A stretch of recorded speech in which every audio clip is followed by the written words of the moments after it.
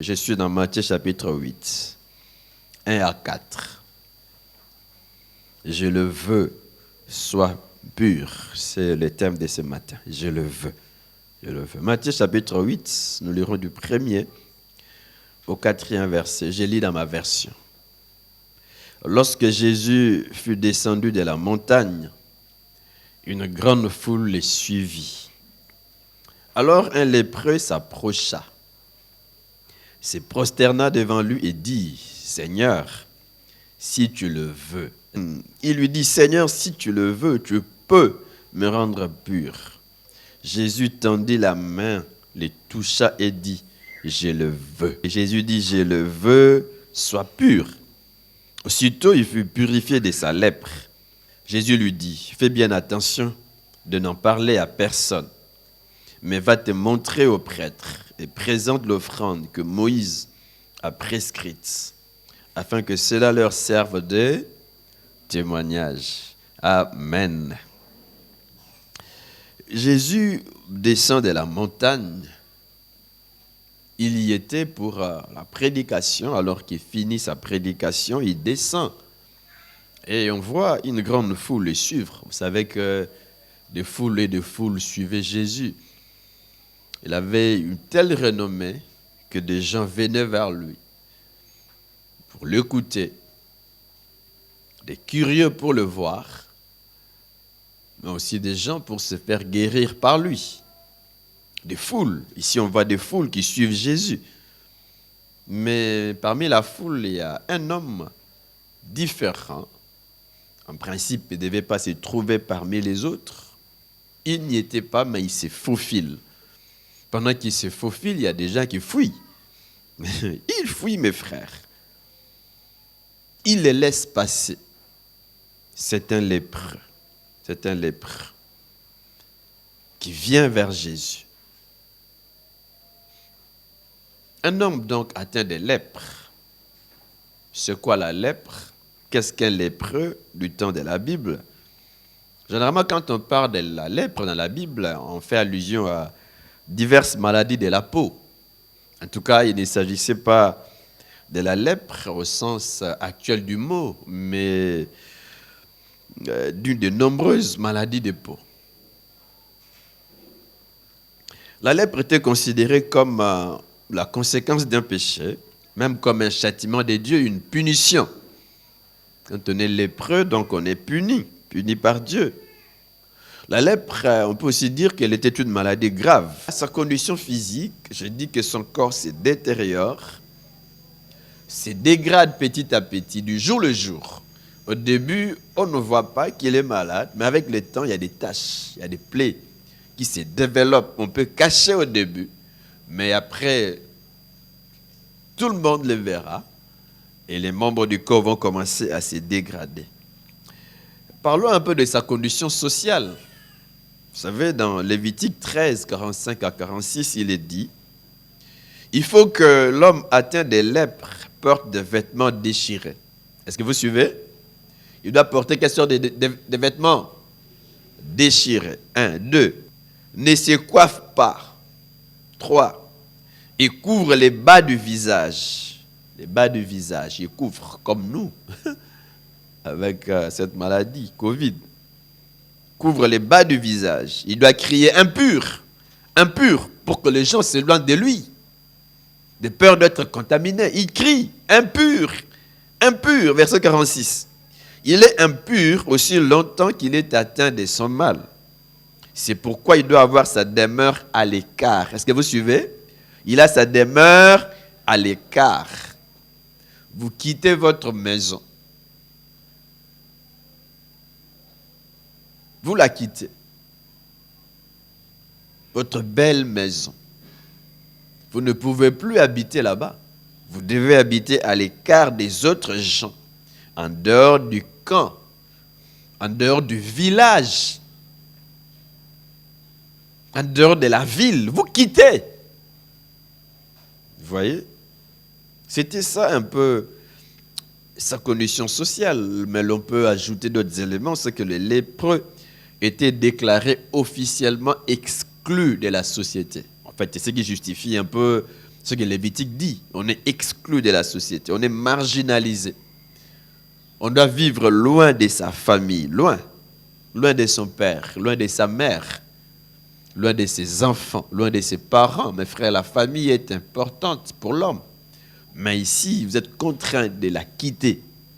Vous quittez votre père bien-aimé. Vous quittez votre fille bien-aimée. Vous quittez. Et on l'a dit, quand les lépreux s'approchaient des gens, ils devaient crier comment? Impur, impur, pour que les autres évitent le contact avec lui ou avec eux, et aussi évitent la contamination possible. Et l'on peut noter que les lépreux n'étaient pas seulement malades dans leur corps. Est-ce que vous me suivez? Pas seulement malades dans leur corps, mais aussi dans leur âme. Leur vie intérieure blessée. Parce que je suis malade, mon corps souffre, je suis lépreux, j'ai mal dans mon corps. La maladie est là, mais elle ne s'arrête pas sur le plan physique, elle touche aussi mon âme. Je suis malade, exclu de la société, marginalisé. Est-ce que vous me suivez? Alors que dire de sa condition religieuse? Condition physique, condition sociale, mais maintenant condition religieuse. Les lépreux ne fréquentaient pas les temples. Comment pouvez-vous fréquenter les temples dans cette condition?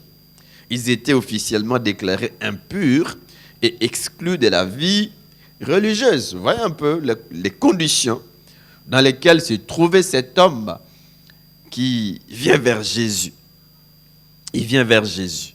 Donc Jésus descend de la montagne, de grandes foules le suivent, et on voit s'approcher de Jésus un homme, un lépreux. Un lépreux. Alors, que fait-il lorsqu'il s'approche de Jésus? Que fait-il lorsqu'il est devant Jésus? Que fait-il? On voit dans les textes qu'il pose combien d'actes? Trois actes. Le premier, il se prosterne devant Jésus. Il se prosterne en guise d'humilité. Il se prosterne. Il faut noter ces actes.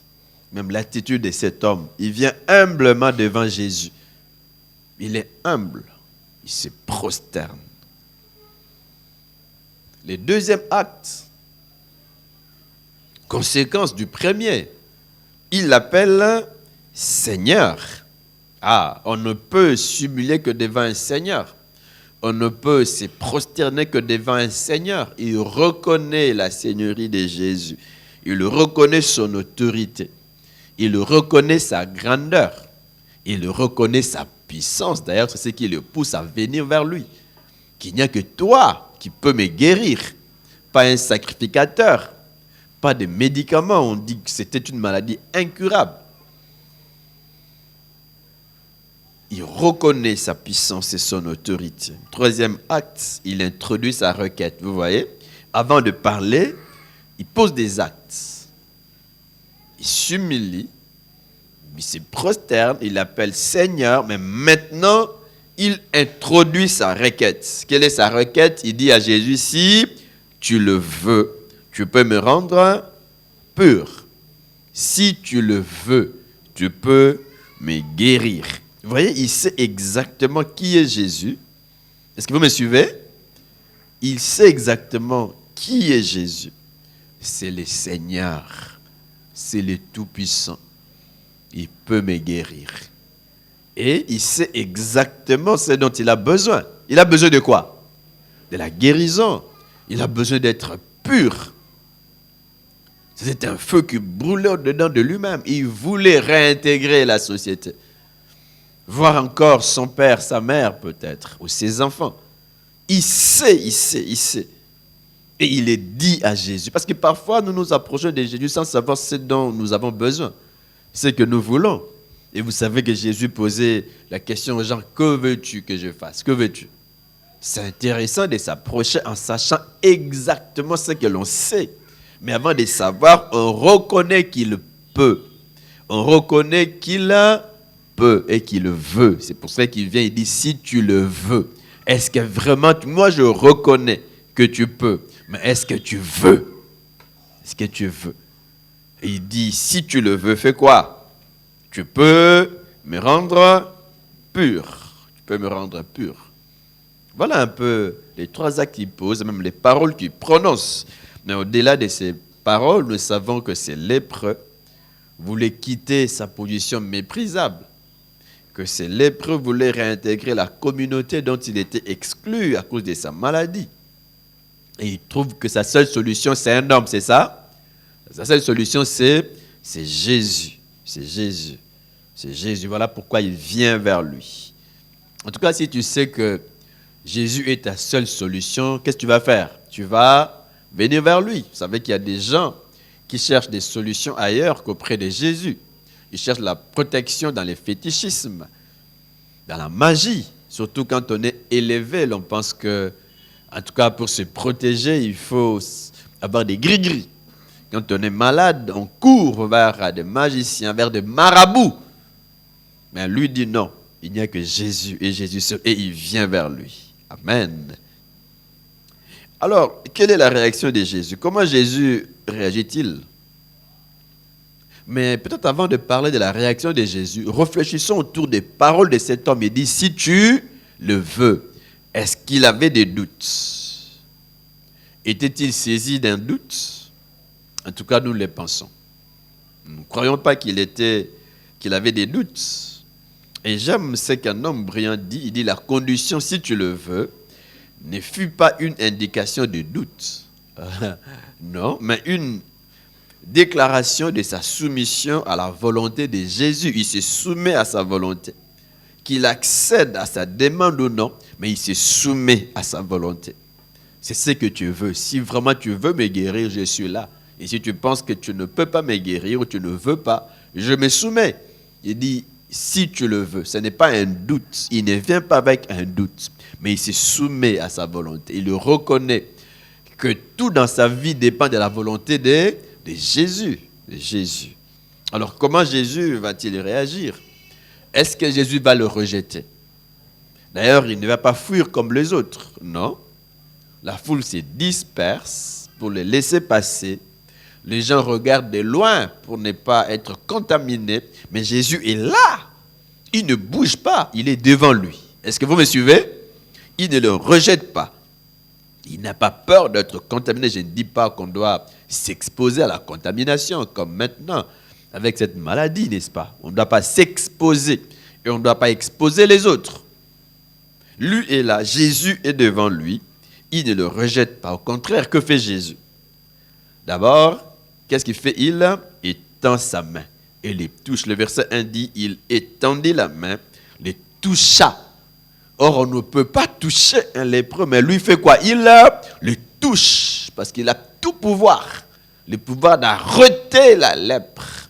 Le pouvoir, n'est-ce pas, même si la détérioration est irréversible, mais lui a la capacité de faire les reviews. Vous connaissez les reviews, les FF et les reviews, avec des cassettes, radio-cassettes. FF, on fait passer. Rewind, c'est rewind, on rebobine. Lui peut, entre guillemets, rebobiner. Alléluia. Il peut restaurer les cellules qui étaient détruites. Voilà pourquoi il tend sa main sur cet homme. Il étend sa main. Il les touche pour que le processus inverse s'opère. Alléluia. Processus inverse. Les dieux de la restauration. Il les touche. Il dit, deuxièmement, il dit, je le veux. Sois pur. Je le veux. Je le veux. Je le veux. Sois pur.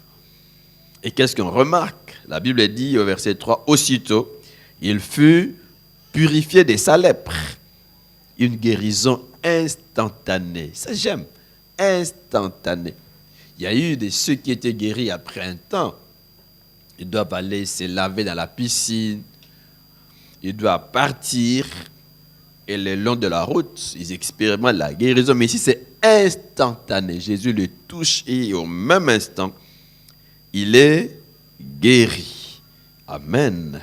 Une guérison instantanée. Et Jésus, après, va lui faire quelques recommandations. Quelques recommandations. En tout cas, il y a 3 recommandations. Il lui dit, garde-toi d'en parler à personne. N'en parlez pas aux gens. Jésus ne veut pas la publicité. N'en parlez pas aux gens. Vous savez qu'au début, Jésus ne voulait pas dévoiler sa messianité.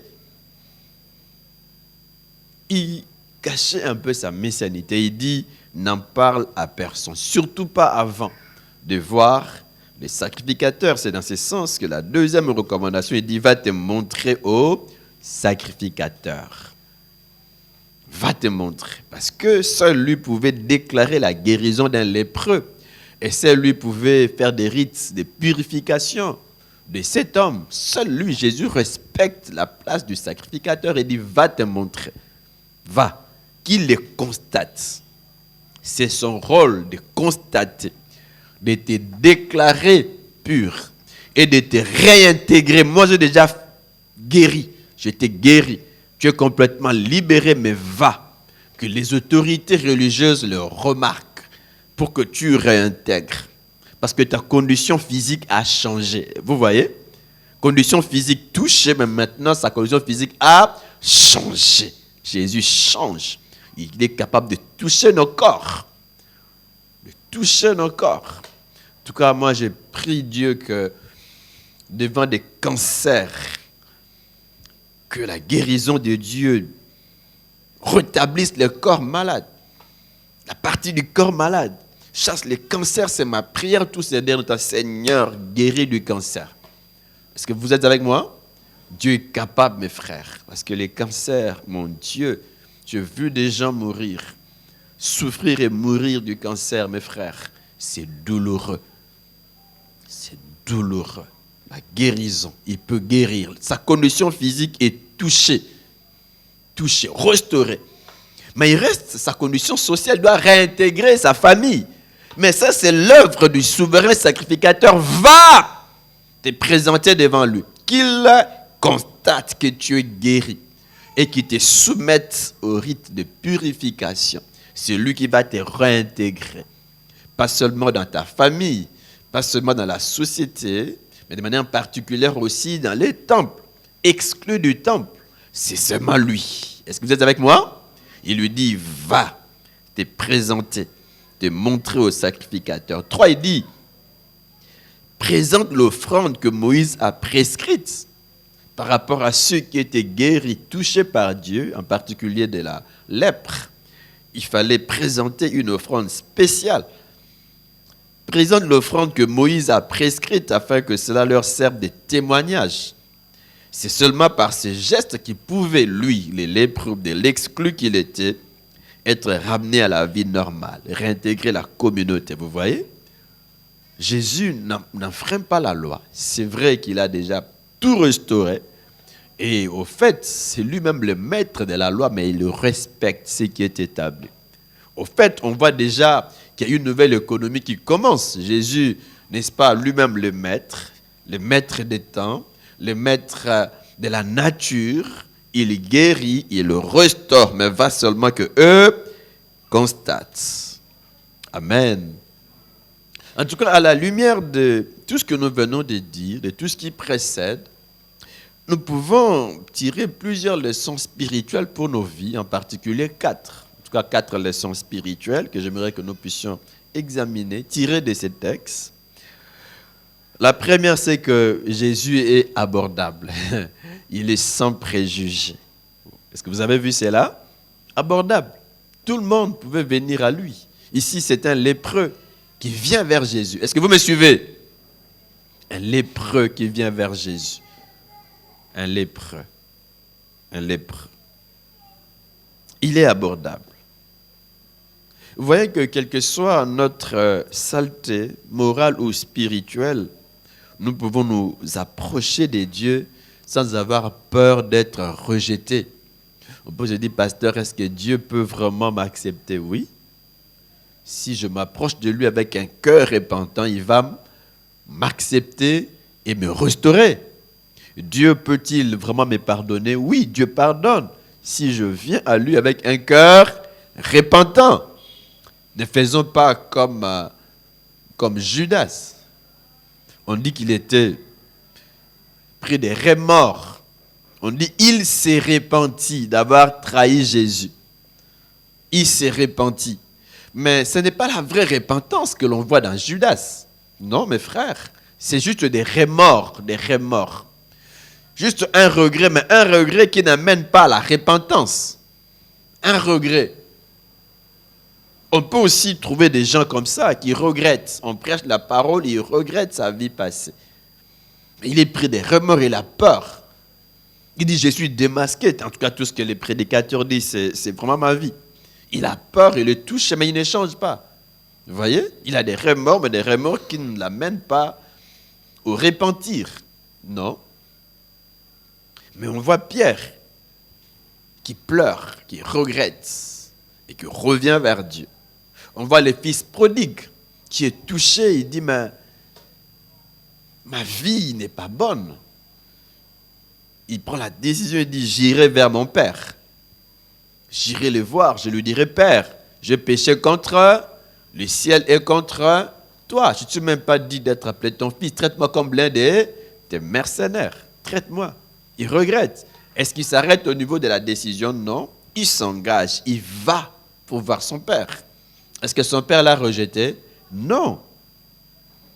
Son père l'accueille à bras ouverts. Il y a une fête qui est organisée en son honneur. C'est tout ce que Dieu fait. Donc, quelle que soit notre saleté morale, notre saleté spirituelle, Dieu nous accueille. L'essentiel, c'est que nous revenions vers lui. Les lépreux viennent vers Jésus. Il ne les juge pas. Il ne le rejette pas. Il l'accueille. Vous voyez cela?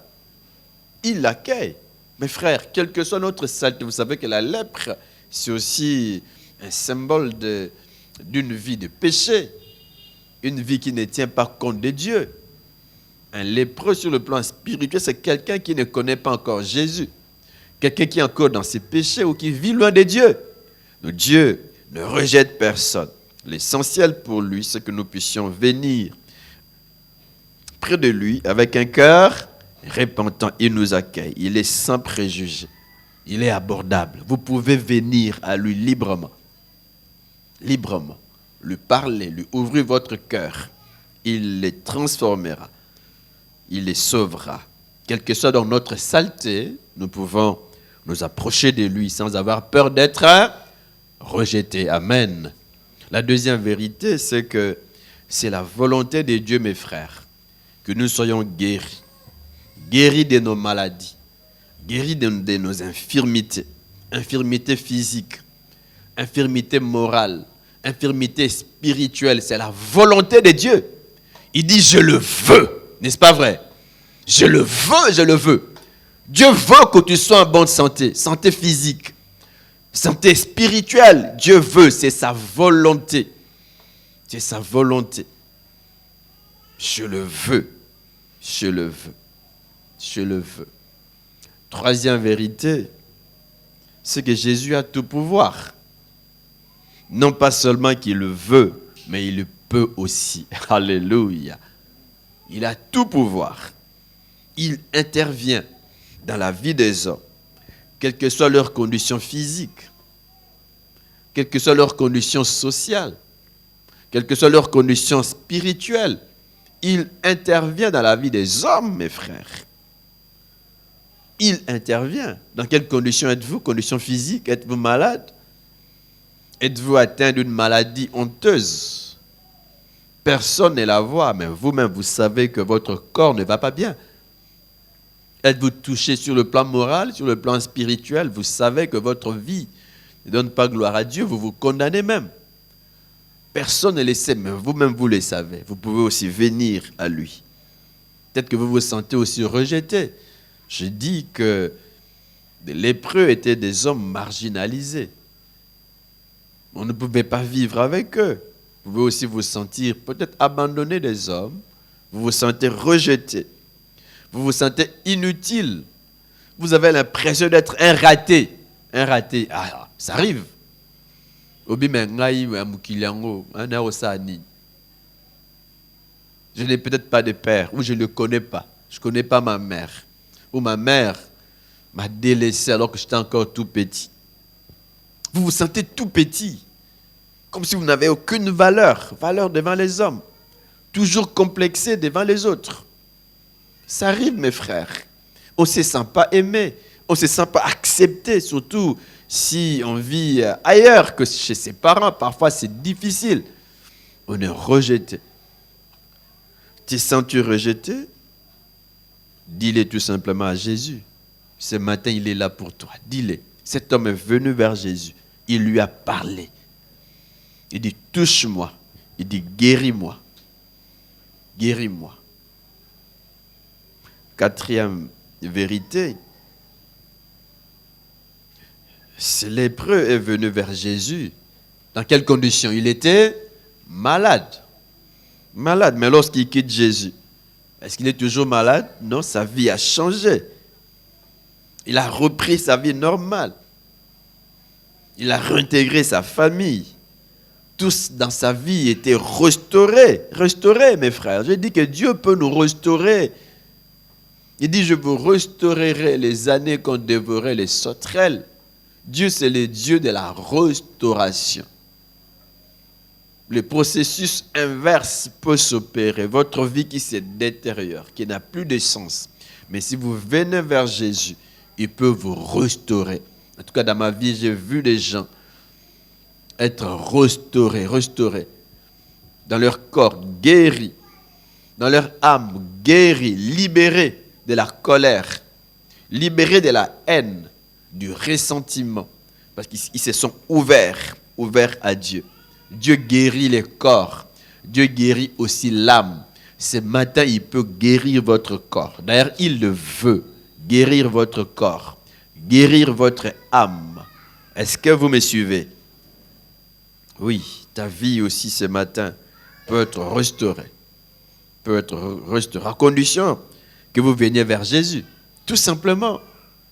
Humblement, comme cet homme. Il vient humblement devant Jésus. Il s'agenouille, il se prosterne humblement. Oui, humblement. Qu'avez-vous à faire pour être guéri? Rien. Reconnaissez cela tout simplement. Que Dieu peut vous guérir. Que Dieu peut te guérir. Viens humblement. Humblement. Cet homme se prosterne devant Jésus. Il reconnaît l'autorité de Jésus. C'est intéressant de reconnaître son autorité. Qu'il peut. Est-ce que vous êtes avec moi? Il peut. C'est-à-dire qu'il faut venir avec foi.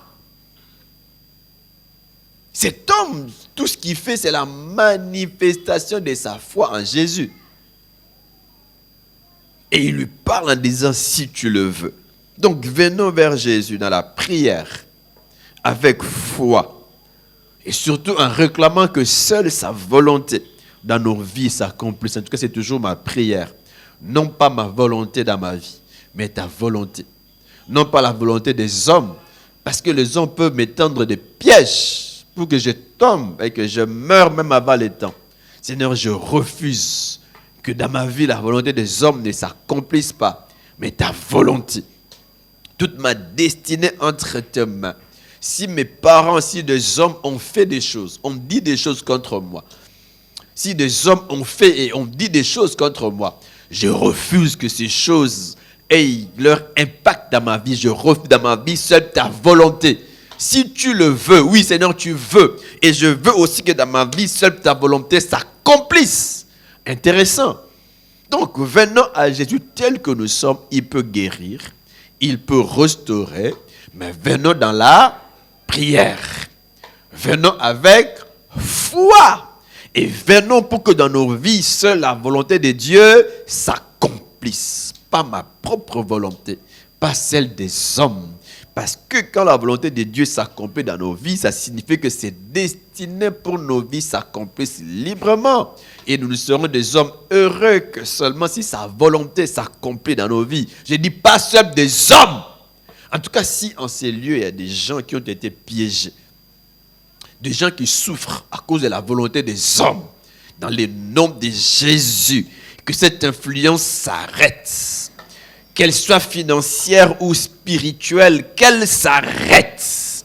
S'il y a une maladie dans votre corps, une maladie qui vient de la volonté des hommes, des gris-gris des hommes, de la malédiction des hommes, qu'elle s'arrête ce matin, dans le nom de Jésus. Est-ce que vous êtes avec moi? C'est ma prière.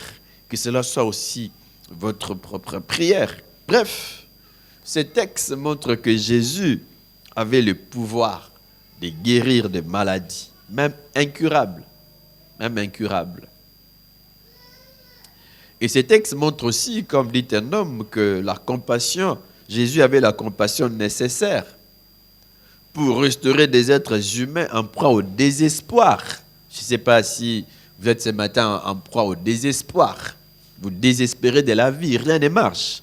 Jésus donc avait la compassion nécessaire pour restaurer des êtres humains en proie au désespoir, victimes de la stigmatisation, de l'isolement, de la solitude.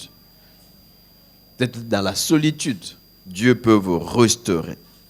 Peut vous restaurer. Ce texte montre aussi que Dieu, je l'ai dit, que Jésus veut que les hommes viennent vers lui, humblement, dans la prière et la foi, pour être libérés du péché, pour être libérés, n'est-ce pas, de toute oppression de l'ennemi. Jésus le veut. Jésus le veut. Hier, il a guéri, n'est-ce pas? Hier, il a purifié. Mes frères, aujourd'hui encore, Jésus guérit. Aujourd'hui encore, Jésus purifie.